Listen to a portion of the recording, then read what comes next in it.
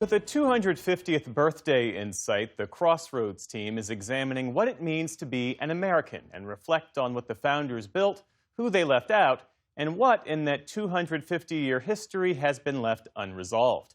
Judy Woodruff traveled to Vermont, a state with the motto Freedom and Unity, to try to get answers to these questions for her series, America at a Crossroads.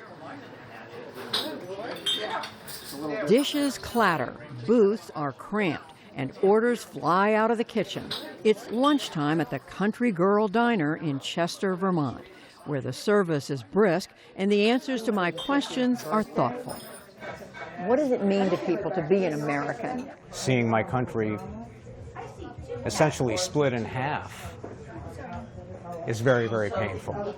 For customer Scott McDonald, the country's bitter political divide is front of mind. There was a time when you could just quietly disagree with somebody, and that seems to be gone.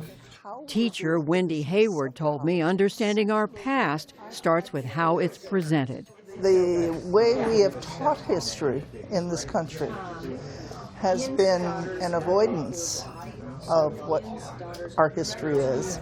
The ideas here point to a deeper question. What kind of a country did the founders build?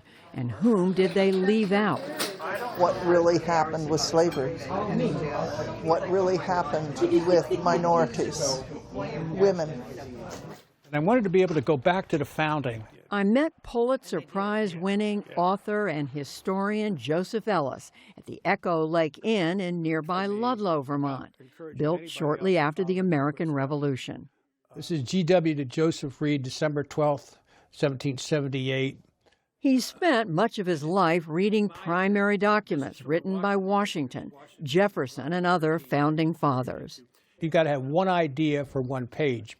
Taking meticulous notes for his books, all written by hand.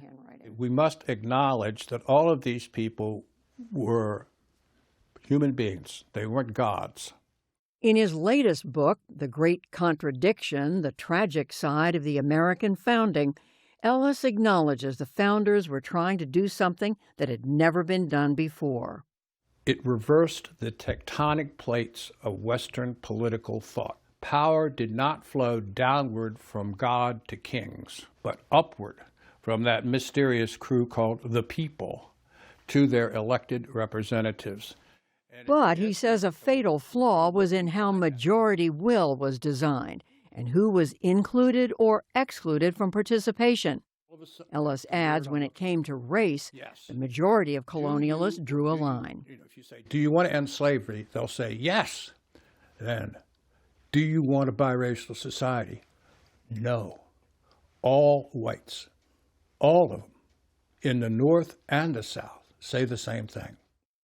By 1776, 1 in 5 people in the American colonies were enslaved, and native nations controlled most of the land west of the Appalachians. Yet, neither group was included in the Constitution and its promise of we the people. Even those that are very much in favor of ending slavery are not in favor of granting them equal treatment at all.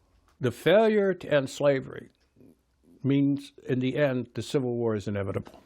That war that began nearly 8 decades after the country's founding left over 600,000 Americans dead and left us as a nation grappling with the same moral question for generations to come. From President John F. Kennedy, the heart of the question is whether all Americans are to be afforded equal rights and equal opportunities, to President George W. Bush. That slavery is a blight on our history, and that racism, despite all the progress, still exists today.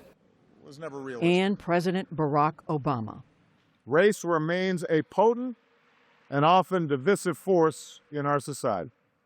And it continues today as the Trump administration tries to reshape how race is taught and remembered. Debates over policing, voting rights, and federal power also continue today, including in Minnesota, where federal actions and protests have raised new questions about whom the law protects. Ellis says the founders postponed a decision on slavery because they feared it would destroy any chance of a new nation before it even came into being.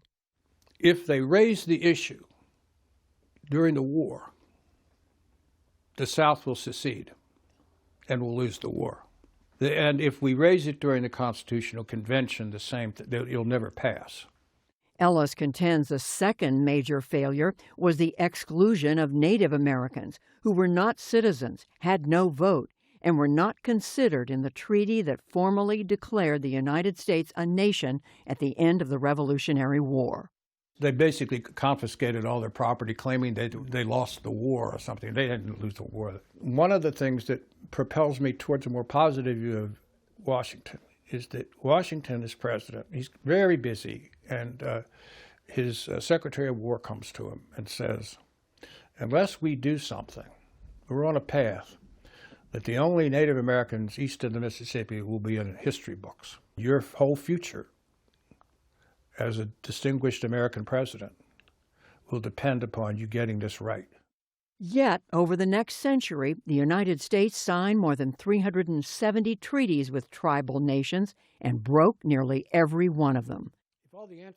Ellis said George Washington in particular was aware the failures in the founding documents would haunt him. If you want to understand this chapter in American history, the greatest generation of political leaders in American history did unbelievably large things that we're celebrating right now, and they failed. And guess what? Of all of them, Washington knew it the most. He understood the contradiction. He understood the contradiction. And he knew that if his reputation was linked to slavery, it would do him enormous damage. He also stresses the founding documents aren't written in stone. The Constitution itself isn't a set of truths. It's a framework in which we continue to argue about what the truths are. We've lost that capacity, it seems to me, to argue with each other in a strenuous but friendly way. And ever the college professor, Ellis gave each of us an assignment. Read the Declaration. It's only 2 pages long. You can pull it up on your cell phone, okay? Right. The second is read a book called Common Sense. Thomas Paine. Thomas Paine. It's the single most influential book in shaping the way in which American history goes. You don't change history. History is what it is. Back at the Country Girl Diner, the weight of that history is still in the air. We have to learn from it. We have to live it.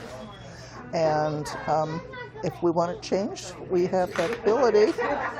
Including the ugly, the good, the bad, and the ugly. Good, the bad, and the ugly. We've had parts of our history that are shameful, of course, and every country has. It's what we do about it now that matters. For Joe Ellis, the historian, the nation's future is what he's most concerned about. This is the most important midterm election in American history. The Republic is on the ballot. I can understand which side of the coin you're on, but I cannot understand if you're indifferent. Whatever position you end up concluding is yours, act on it.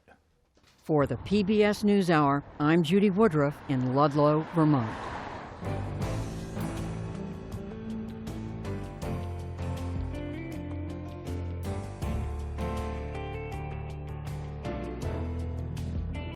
Support journalism you trust. Support PBS News.